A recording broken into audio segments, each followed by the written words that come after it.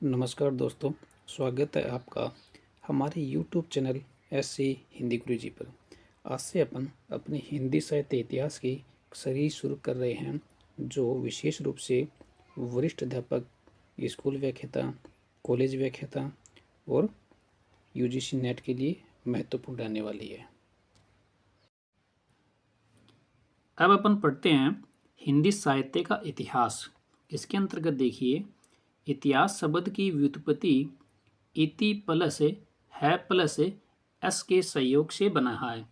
यहाँ इति का अर्थ होता है समाप्ति, है का अर्थ होता है निश्चित और एस का अर्थ होता है होना, यानी जिसकी निश्चित समाप्ति हो चुकी है उसे इतिहास कहते हैं।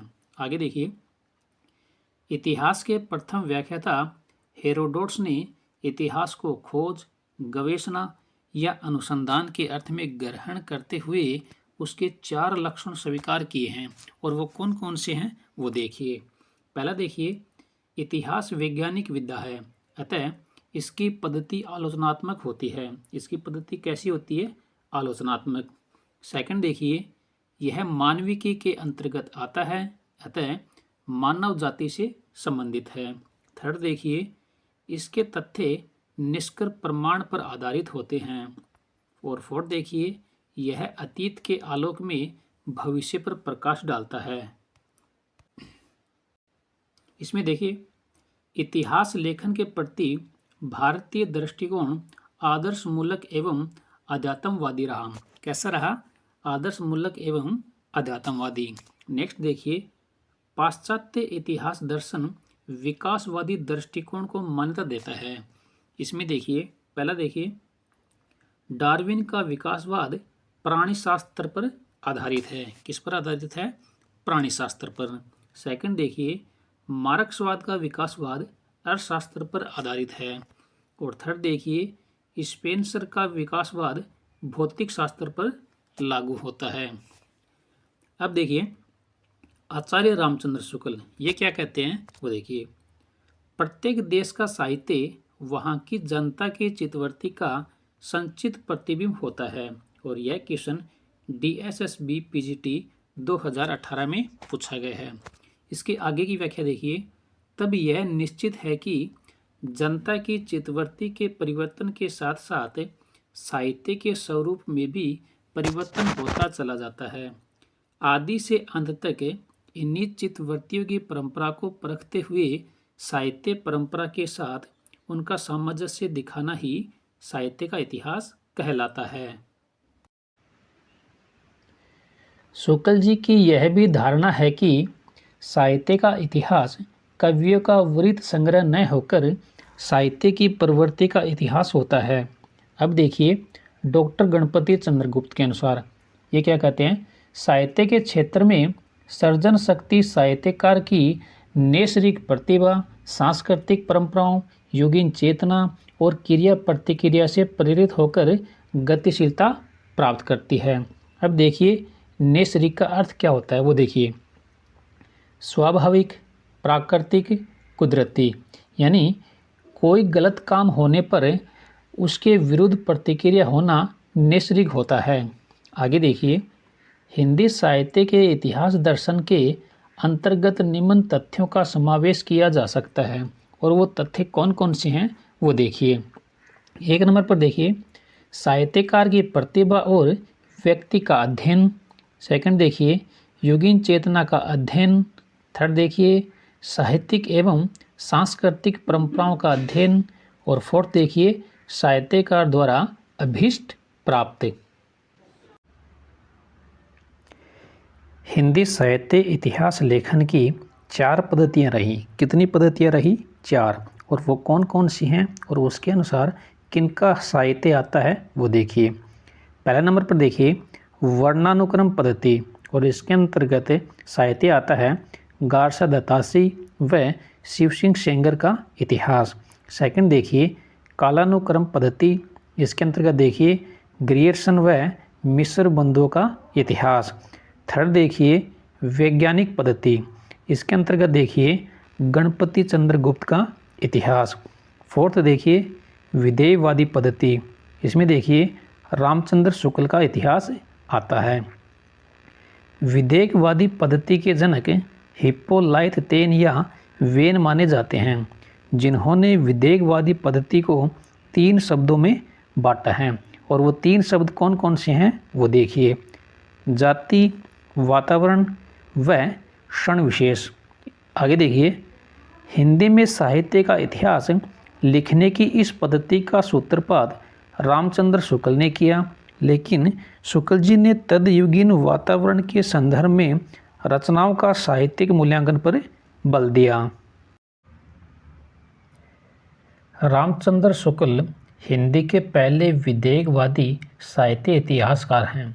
इनका ग्रंथ साहित्य इतिहास लेखन परंपरा में मील का पत्थर साबित हुआ। कौन सा पत्थर साबित हुआ? मील का पत्थर साबित हुआ।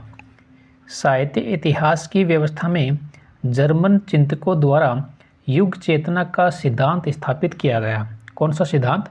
युग चेतना का सिद्धांत। डॉक्टर नगेंद्र के अनुसार देखिए, साहित्य का इतिहास बदलती हुई अभिरुचियों और संवेदनाओं का इतिहास होता है, जिनका सीधा संबंध आर्थिक और चिंतनात्मक परिवर्तन से है।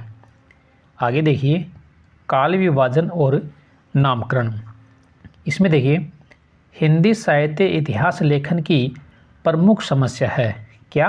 काल विभाजन एवं नामकरण हिंदी साहित्य इतिहास की प्रमुख समस्या रही है। आगे देखिए, अब अपन पढ़ेंगे काल विभाजन एवं नामकरण के निम्नलिखित आधार हैं। कौन कौन से आधार हैं वो देखिए। 1 नंबर में देखिए, ऐतिहासिक कालक्रम के अनुसार इसमें देखिए आदिकाल, मध्यकाल, संक्रांतिकाल एवं आधुनिक काल। सेकंड देखिए, शासक और उसके काल के अनुसार इसमें देखिए विक्टोरिया युग, एलिजाबेथ युग, मराठा काल और मुगल काल। 3 नंबर में देखिए, प्रवृत्ति के आधार पर देखिए छायावाद, रीतिकाल, प्रगतिवाद, प्रयोगवाद, सूफी काव्य, संत काव्य एवं रोमानी काव्य। 4 नंबर में देखिए, साहित्य के आधार पर द्विवेदी युग, प्रसाद युग, भारतेंदु युग, रविंद्र युग। 5 नंबर में देखिए, लोकनायक के आधार पर चैतन्य युग और गांधी युग। 6 नंबर में देखिए, राष्ट्रीय, सामाजिक, सांस्कृतिक घटना या आलोचना के आधार पर देखिए पुनर्जागरण काल, भक्ति काल, स्वतंत्र उत्तरकाल और युद्धोत्तर काल। काल विभाजन साहित्य प्रवृत्तियों की समानता के आधार पर होना चाहिए।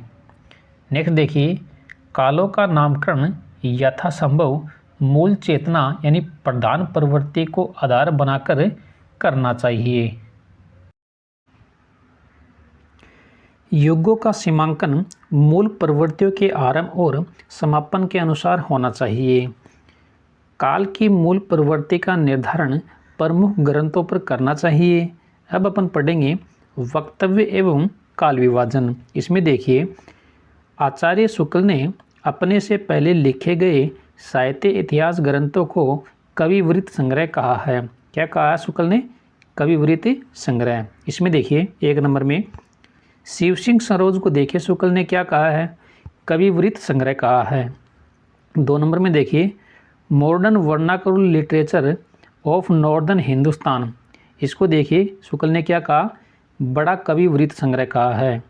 3 नंबर में देखिए मिश्र बंधु विनोद में देखिए इसे प्रकांड कवि, इसको कहा है वृत्त संग्रह।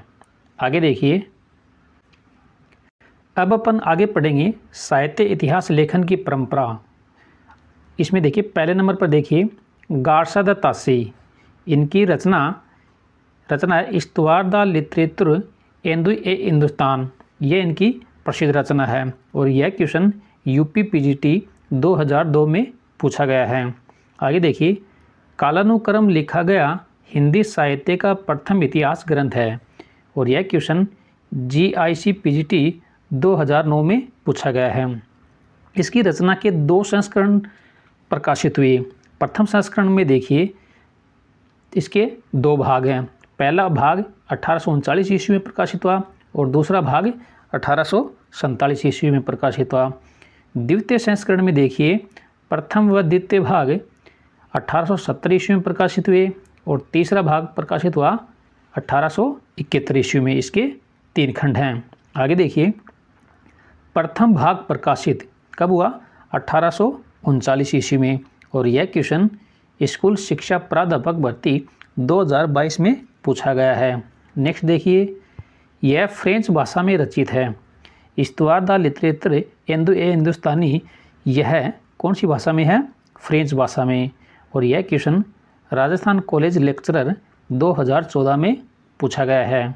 नेक्स्ट देखिए, हिंदी साहित्य का प्रथम इतिहासकार कौन माने जाते हैं? गारसादह तासी। और यह क्वेश्चन स्कूल व्याख्याता संस्कृत विभाग 2022 में पूछा गया है। अब देखिए, हिंदी साहित्य के इतिहास लेखन की परंपरा का सूत्रपात किया किन्होंने किया? गारसादह तासी ने। और यह क्वेश्चन जीडीसी प्रवक्ता भर्ती 2017 में पूछा गया है। नेक्स्ट देखिए, वर्णानुसार लिखा गया हिंदी साहित्य के इतिहास का प्रथम ग्रंथ है। और यह क्वेश्चन DSSB PGT 2018 में पूछा गया है। आगे देखिए, इसमें उर्दू और हिंदी के 738 कवियों की चर्चा की गई है, जिसमें अंगद से हेमंत तक हिंदी के मात्र 72 कवि गिनाए हैं। कितने कवि गिनाए हैं? हिंदी के 72 कवि। वे हिंदी को भद्दी बोली मानते थे। पंजाब के बाबू नवीन चंद्र ने उर्दू को आशिकी की ज़ुबान की संज्ञा दी है। यानी जो पंजाब के बाबू नवीन चंद्र थे, वो उर्दू भाषा को आशिकी की ज़ुबान की संज्ञा दी है। 1952 में डॉक्टर लक्ष्मी सागर वार्ष्णेय ने हिंदुई साहित्य का इतिहास नाम से हिंदी में अनुवाद किया। कब किया? 1952 ईस्वी में। किसने? डॉक्टर लक्ष्मी सागर वार्ष्णेय ने। इस पुस्तक में काल विभाजन का कोई प्रयास नहीं किया गया है। आगे देखिए, इस पुस्तक में कवियों को कालक्रम के स्थान पर अकराद्री क्रम के में स्थान दिया गया है। यानी जो अकराद्री क्रम है उनमें स्थान दिया गया है। नेक्स्ट देखिए, इसमें युगीन प्रवृत्तियों का कोई विवेचन नहीं किया गया है। आचार्य रामचंद्र शुक्ल ने इसे वृत्त संग्रह कहा है। हिंदी साहित्य के इतिहास लेखन का सबसे पहले प्रयास फ्रांसीसी विद्वान गारसादह तासी ने किया। गारसादह तासी, इसके अनुसार देखिए, यद्यपि मैं खुद उर्दू का बड़ा पक्षपाती हूँ, लेकिन मेरे विचार में हिंदी को विभाषा या बोली कहना उचित नहीं है। और यह क्वेश्चन यूपी PGT 2013 में पूछा गया है। हिंदी साहित्य के संदर्भ में गारसादह तासी का इतिहासकार के रूप में उल्लेख किया जाता है। और यह क्वेश्चन MP असिस्टेंट प्रोफेसर 2017 में पूछा गया है। अब अपन पढ़ेंगे सेकंड नंबर पर मौलवी करीमुद्दीन को। मौलवी करीमुद्दीन की रचना देखिए, तज़किरा-ई शूरा-ई हिंदी, और यह प्रकाशित हुई 1848 ईस्वी में। आगे देखिए, इस ग्रंथ में कुल कवियों की संख्या 1004 है, और जिसमें हिंदी के कवि केवल कितने हैं? 62 हैं। इसे तबकात शूरा भी कहा जाता है। इसे क्या कहा जाता है? तबकात शूरा। इस ग्रंथ का महत्व इस बात में है कि इसमें सर्वप्रथम कालक्रम पर ध्यान रखा गया है, किंतु नामकरण पर नहीं।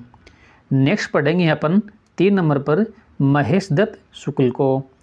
इनकी प्रसिद्ध रचना देखिए, भाषा काव्य संग्रह, और वह प्रकाशित हुई 1873 ईस्वी में।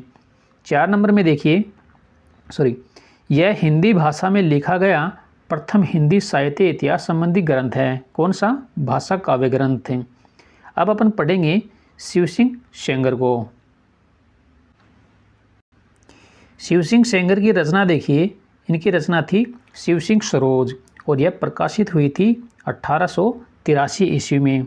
और यह क्वेश्चन पूछा गया है KVS PGT 2018 में। क्वेश्चन पूछा था कि शिव सिंह सरोज रचना किसकी है? तो शिव सिंह सेंगर की। और रचना काल यानी समय इनका है 1883 ईस्वी। आगे देखिए, प्रकाशित यानी प्रकाशित कहाँ से हुई? नवल किशोर प्रेस लखनऊ से 1883 ईस्वी में। इसमें सर्वप्रथम 1003 कवियों का विवरण दिया गया है। कितने कवियों का? 1003 कवियों का। रामचंद्र शुक्ल ने इसे वृत्त संग्रह कहकर पुकारा है। हिंदी साहित्य इतिहास का प्रस्थान बिंदु शिव सिंह सरोज को माना जाता है। शिव सिंह सरोज को हिंदी साहित्य के इतिहास का प्रस्थान बिंदु माना जाता है। इसमें वर्णानुक्रम पद्धति का प्रयोग किया गया है। काल विभाजन एवं नामकरण का प्रयास नहीं किया गया। शिव सिंह सेंगर ने आदिकाल का प्रथम कवि माना, यानी जो शिव सिंह सेंगर थे उन्होंने आदिकाल का प्रथम कवि किसे माना है, तो इसका आंसर हो जाएगा पुष्पदंत या पुंड को। इन्होंने हिंदी का आदिकाल का प्रारंभ माना 770 विक्रम संवत से। ग्रियर्सन ने सर्वाधिक सहायता इसी ग्रंथ से ली है। ग्रियर्सन ने सर्वाधिक सहायता शिव सिंह सरोज से ली है। यह हिंदी भाषा में रचित सर्वप्रथम इतिहास माना जाता है। किसी भारतीय विद्वान हिंदी साहित्य का इतिहास लिखने का सर्वप्रथम प्रयास किया गया, किसके द्वारा किया गया? शिव सिंह सेंगर के द्वारा। इसमें देखिए काल विभाजन का कोई प्रयास नहीं किया गया है। सेकंड नंबर में देखिए कवियों को कालक्रम के स्थान पर अकार आदरि क्रम में शामिल किया गया है। थर्ड देखिए घटनाओं का संकलन मनमाने ढंग से किया गया है। अब अपन पढ़ेंगे 5 नंबर पर जॉर्ज ग्रियर्सन। जॉर्ज ग्रियर्सन की प्रसिद्ध रचना देखिए the modern vernacular literature of Hindustan, और यह प्रकाशित हुई 1888 ईस्वी में। यह क्वेश्चन यूपी पीजीटी 2004 जीडीसी प्रवक्ता परीक्षा 2017 में आया हुआ है। इस ग्रंथ का प्रकाशन एशियाटिक सोसाइटी ऑफ बंगाल की पत्रिका के विशेषांक के रूप में हुआ था। बहुत से विद्वानों ने इसे सही अर्थों में हिंदी साहित्य का पहला इतिहास ग्रंथ माना है। इसमें सर्वप्रथम हिंदी साहित्य का भाषा की दृष्टि से क्षेत्र निर्धारित करते हुए हिंदी के इतिहास को संस्कृत, पाली, प्राकृत एवं अरबी फारसी मिश्रित उर्दू से पृथक किया गया था। इसमें पहली बार कवियों को काल कर्मानुसार वर्गीकृत करते हुए उनकी प्रवृत्तियों को उद्घाटित भी किया गया है। संपूर्ण ग्रंथ 11 या 12 अध्यायों में विभक्त है तथा प्रत्येक अध्याय का एक काल सूचक है। इसमें हिंदी कवियों का हिंदी वर्णन भी किया गया है। इसमें कुल 952 कवियों को शामिल किया गया है, जिसमें 886 कवियों का विवरण का आधार शिव सिंह सरोज है। यानी इसमें 952 कवियों को शामिल किया गया है, जिनमें 886 कवियों का विवरण का आधार कौन है? शिव सिंह सरोज। हिंदी साहित्य के इतिहास में काल विभाजन एवं नामकरण का सर्वप्रथम प्रयास ग्रियर्सन ने किया, और यह question DSSB PGT 2018 UPSC degree college 2013 में पूछा गया है। लेकिन इनका काल विभाजन वैज्ञानिक नहीं माना जाता है, इस कारण इसे शीर्षक मात्र कहा जाता है। ग्रियर्सन ने अपने इतिहास में केवल प्रवृत्तिगत काल विभाजन किया है। भक्ति काल को हिंदी साहित्य का स्वर्ण युग सर्वप्रथम ग्रियर्सन ने कहा था। यानी ग्रियर्सन थे वो भक्ति काल को हिंदी साहित्य का स्वर्ण युग कहा था। हिंदी साहित्य का वास्तविक ग्रंथ इसे ही माना जाता है। डॉक्टर किशोरीलाल गुप्त ने इसका अनुवाद हिंदी साहित्य का प्रथम इतिहास नाम से सन 1957 में प्रकाशित किया और इसका अनुवाद भी करवाया, और यह क्वेश्चन राजस्थान कॉलेज लेक्चरर भर्ती 2014 में पूछा गया है। डॉक्टर किशोरीलाल गुप्त के अनुसार सच्चे अर्थों में हिंदी साहित्य का सर्वप्रथम इतिहास जॉर्ज अब्राहम ग्रियर्सन के द्वारा लिखा गया था। इसमें देखिए कवियों को कालक्रमानुसार स्थान दिया गया है, यानी कालक्रम के अनुसार स्थान दिया गया है। सेकंड देखिए इसमें हिंदी साहित्य के विकास क्रम का निर्धारण चारण काव्य, धार्मिक काव्य, प्रेम काव्य, दरबारी काव्य के रूप में किया गया है। थर्ड देखिए यह कालानुक्रम पद्धति में लिखा गया पहला इतिहास ग्रंथ है। 4 नंबर देखिए हिंदी साहित्य का प्रथम वैज्ञानिक इतिहास कहा जा सकता है। 5 नंबर देखिए, रीति शब्द के प्रथम प्रयोक्ता ग्रियर्सन ही माने जाते हैं। आदिकाल को चारण काल की संज्ञा दी थी जॉर्ज ग्रियर्सन ने। यह क्वेश्चन स्कूल व्याख्याता संस्कृत विभाग 2022 में पूछा गया है। अब अपन पढ़ेंगे काल विभाजन और नामकरण, यानी जॉर्ज ग्रियर्सन द्वारा काल विभाजन और नामकरण। तो 1 नंबर में देखिए चारण काल और समय माना 700 से 1400 ईस्वी। सेकंड देखिए 15वीं सदी का धार्मिक पुनर्जागरण काल। 3 नंबर देखिए मलिक मोहम्मद जायसी का प्रेम काव्य। 4 नंबर देखिए ब्रज का कृष्ण काव्य और समय माना 1500 से 1600 ईस्वी। 5 नंबर देखिए मुगल दरबार और 6 नंबर तुलसीदास। 7 नंबर देखिए रीति काव्य और समय माना 1580 से 1692 ईस्वी। 8 नंबर देखिए तुलसी के अन्य प्रवृत्ति और समय माना 1600 से 1700 ईस्वी। 9 नंबर देखिए 18वीं शताब्दी यानी 1700 से 1800 ईस्वी। 10 नंबर देखिए कंपनी के शासन में हिंदुस्तान। 11 नंबर देखिए विक्टोरिया के शासन में हिंदुस्तान। और 12 नंबर देखिए विविध अज्ञात कवि यानी वर्ण क्रमानुसार। आगे देखिए अब वर्ण साहित्य को स्थान दिया गया। निरंतरता का अभाव यानी 14वीं सदी गायब। काल विभाजन का स्पष्ट आधार नहीं है। अब अपन पढ़ेंगे 6 नंबर पर मिश्र बंधु को। तो मिश्र बंधु की प्रसिद्ध रचना देखिए, मिश्र बंधु विनोद इनकी प्रसिद्ध रचना रही है और यह रचना 4 भागों में प्रकाशित हुई। और यह क्वेश्चन स्कूल व्याख्याता प्राध्यापक भर्ती 2022 में पूछा गया है। इनके प्रथम 3 भाग 1913 ईस्वी में प्रकाशित हुए और चौथा भाग 1934 ईस्वी में प्रकाशित हुआ। और यह क्वेश्चन GIC PGT 2015 में पूछा गया है कि मिश्र बंधु विनोद का चौथा भाग कब प्रकाशित हुआ? 1934 ईस्वी में। यह 3 भाई थे और उन 3 भाइयों को सूत्र देखिए, गणेश और श्याम सुख देते हैं। गणेश और श्याम क्या देते हैं? सुख देते हैं। पहला देखिए गणेश बिहारी मिश्र, श्याम से हो जाएगा श्याम बिहारी मिश्र और सुख से हो जाएगा सुखदेव बिहारी मिश्र। आगे देखिए मिश्र बंधु विनोद के लेखक हैं। तो मिश्र बंधु विनोद के लेखक है मिश्र बंधु। और यह क्वेश्चन छत्तीसगढ़ असिस्टेंट प्रोफेसर 2014 में पूछा गया है। हिंदी नवरत्न जो प्रकाशित हुई 1910 ईस्वी में, जिसके लेखक हैं मिश्र बंधु। और यह क्वेश्चन UP PGT 2004 में पूछा गया है। इसमें 4591 कवियों को शामिल किया गया है। यानी मिश्र बंधु द्वारा जो रचना थी मिश्र बंधु विनोद, उसमें 4591 कवियों को शामिल किया गया है। किस इतिहास लेखक ने अपने इतिहास ग्रंथ में लगभग 5000 कवियों का विवरण दिया है? इसका आंसर हो जाएगा मिश्र बंधु। और यह क्वेश्चन UP TGT 2016 में आया हुआ है। नेक्स्ट देखिए मिश्र बंधुओं के अनुसार हिंदी का प्रथम गद्य लेखक गोरखनाथ हैं। कौन है? गोरखनाथ। और यह क्वेश्चन हिमाचल प्रदेश PGT 2016 में आया हुआ है। अनेक अज्ञात कवियों को शामिल करके उनके साहित्यिक महत्व पर प्रकाश डाला गया है।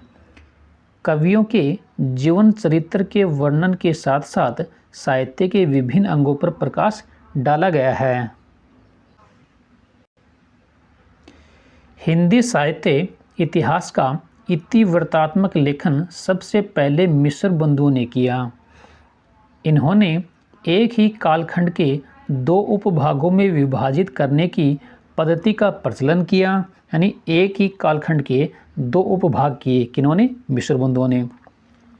मिश्र बंधुओं पर रीतिवादी संस्कारों का प्रभाव परिलक्षित था। इनके प्रिय कवि देव थे। यानी मिश्र बंधु थे, उनके प्रिय कवि कौन थे? देव। रामचंद्र शुक्ल ने अन्य ग्रंथों को इतिवृत्त संग्रह की संज्ञा दी, लेकिन मिश्र बंधु विनोद को महावृत्त संग्रह की संज्ञा दी तथा मिश्र बंधुओं की परिश्रमी संकलनकर्ता कहा, यानी मिश्र बंधुओं को परिश्रमी संकलनकर्ता कहा किसने? रामचंद्र शुक्ल ने। रीतिकालीन कवियों के परिचयात्मक विवरण देने में शुक्ल ने सीधे सीधे इस ग्रंथ का उपयोग किया।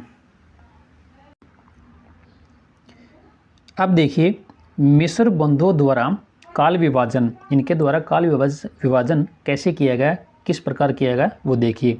एक नंबर में देखिए आरंभिक काल, इन्होंने इसके 2 खंड किए। पहला खंड देखिए पूर्व प्रारंभिक काल, जिसका समय संवत 700 से 1343 विक्रम।